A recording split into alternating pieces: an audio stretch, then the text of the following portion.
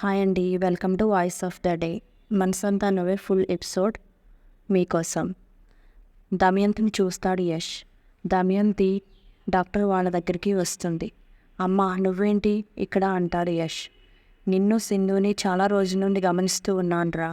మీ ఇద్దరూ కలిసి doctor help చేస్తున్నారని నాకు తెలుసు. ఇంకో విషయం చెప్పనా నీకు అంటుంది దమయంతి యష్తో.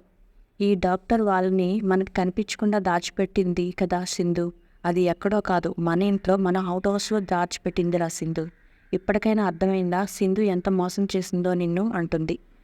ఆ డాక్టర్ దమయంతిని చూసి చాలా భయపడిపోతూ ఉంటుంది. మీరేం భయపడకండి, మిమ్మల్ని నేను ఏం చేయను, నేను చెప్పినట్టు వింటే అంటుంది. ఈ యష్ ఎవరో కాదు, నా కొడుకు అని చెప్తుంది డాక్టర్కి. అవునా బాబు అని అడుగుతుంది డాక్టర్. అవునండి అంటాడు యష్. మీకు ఈ డబ్బు ఇచ్చేస్తాం, మీరు ఎక్కడికైనా వెళ్ళి హ్యాపీగా సెటిల్ అయిపోండి. కావాలంటే ఇంకా డబ్బు ఇస్తాను. మీరు చేయాల్సింది ఆ పిల్లల కోసం సింధుకి నిజం చెప్పకూడదు అంటుంది. అవునండి ప్లీజ్, పిల్లల కోసం సింధుకి చెప్పొద్దు అంటాడు యష్. ఆ డబ్బు ఉన్న పెట్టెను డాక్టర్కి ఇస్తుండగా డాక్టర్ భర్త తీసుకుంటాడు. వద్దండి, ఆ డబ్బు మనకి, సింధుకి అన్యాయం చేయకూడదు అంటుంది డాక్టర్ భర్త. ఇప్పుడు మన జీవితం ముఖ్యం అంటాడు. దానికి డాక్టర్ వద్దండి, ఒకసారి సింధుకి అన్యాయం చేసినందుకే మనకి ఈ పరిస్థితి వచ్చింది. ఇప్పుడు మళ్ళీ మన కోసం ఎంతో శ్రమించిన సింధుకి అన్యాయం చేస్తే ఇంకా మనకి బ్రతికే ఉండదండి. ఆ డబ్బు ఇవ్వండి అని తన భర్త చేతిలోంచి లాక్కుని యష్కి ఇచ్చేస్తుంది. నా పిల్లని నాకు దూరం చేయొద్దు అంటాడు యష్. అప్పుడు డాక్టర్, ఏంటి బాబు నీ పిల్లలా? సింధు జన్మనివ్వకుండా నీ పిల్లలు ఎలా అయ్యారు బాబు? సింధు చాలా మంచిది.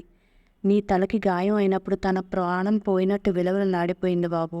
సింధు లాంటి దేవత నీ భార్య కావడం ఎన్నో జన్మల పుణ్యం బాబు.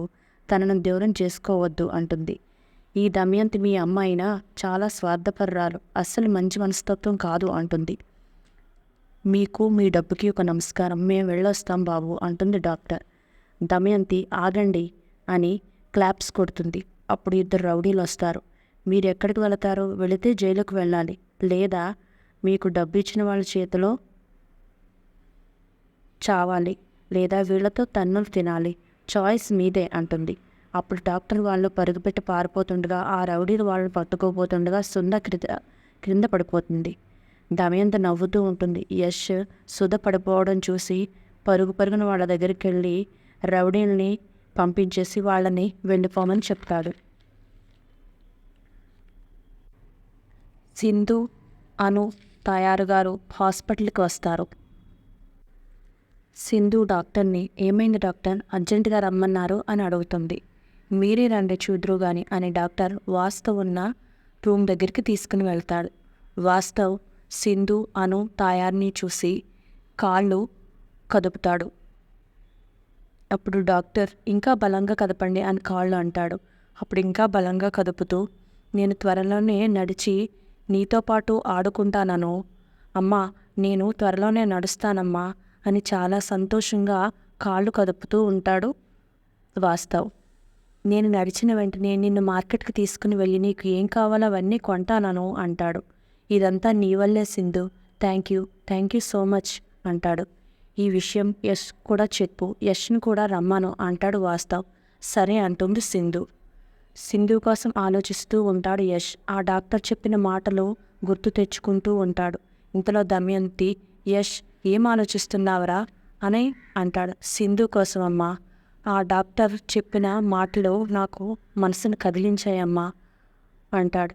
అంటే ఏంట్రా దానికోసం నువ్వు ఆలోచించేది? నిన్ను మోసం చేసి నీకు జీవితంలో సంతోషం లేకుండా చేసిన దాని గురించి నీకు ఆలోచన ఏంట్రా అంటుంది.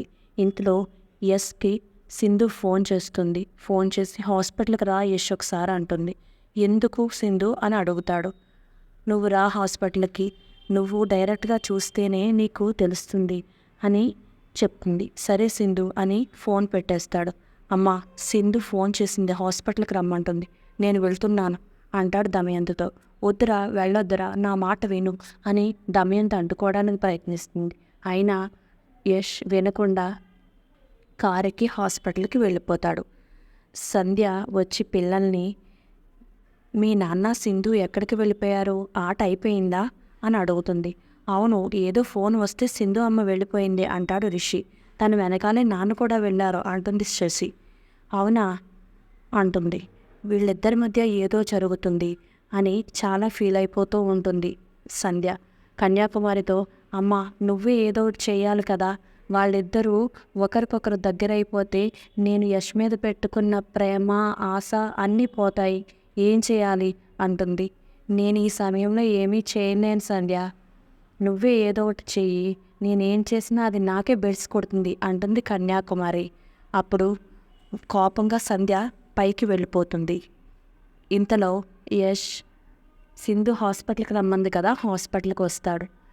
యష్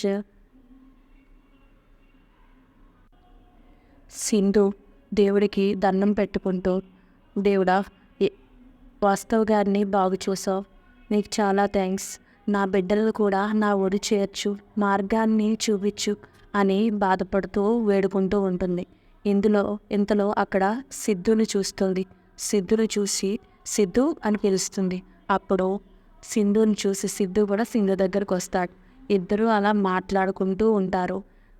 వాస్తవ్ గురించి సింధు చెప్తుంది, పిల్లల గురించి సిద్ధు అడుగుతూ ఉంటాడు. ఇలా మాట్లాడుకుంటూ ఉండగా హాస్పిటల్కి యష్ వస్తాడు. వీళ్ళిద్దరూ మాట్లాడుకోవడం చూసి షాక్ అవుతాడు.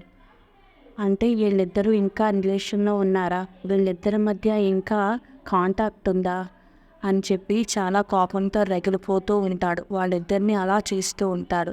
ఈరోజు ఎపిసోడ్ ఇది. Thank you for watching. Daily updates కోసం నా ఛానల్ని సబ్స్క్రైబ్ చేయండి. Thank you.